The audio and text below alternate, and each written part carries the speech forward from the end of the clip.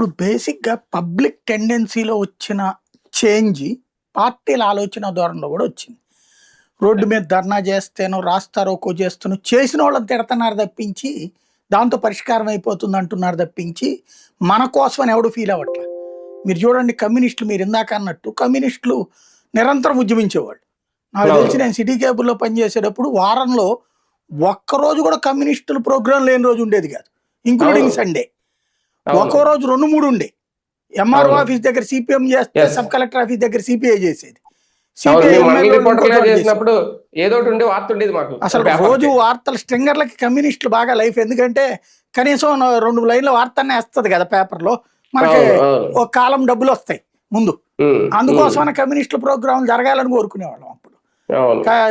మాకంటే అప్పుడు staff reporter కాబట్టి సిటీ కేబుల్లో ఈ ధర్నాలు ఇవన్నీ కవరేజ్ కంపల్సరీగా తిరగడమే కవరేజ్.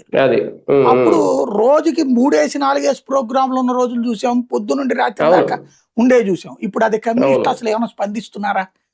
వాళ్ళు స్టేట్మెంట్లకి పరిమితం అవుతారు. ఎందుకంటే జనాలలో ఒక పట్టించుకోవట్లేదు ఇప్పుడు యాజిటేషన్. వాళ్ళు అంత చేశారని వాళ్ళని ఏమైనా గెలిపిస్తున్నారా పొరపాటున? వీళ్ళ కోసం ఈ ధర్నా చేసినా, రాస్తారోకో చేసినా, ర్యాలీ చేసినా ప్రతిసారి కేసు ఉంటుంది. గతంలో కేసులు అంటే పెట్టి కేసులు పెట్టేవాళ్ళు. ధర్నా రాస్తారోకో అంటే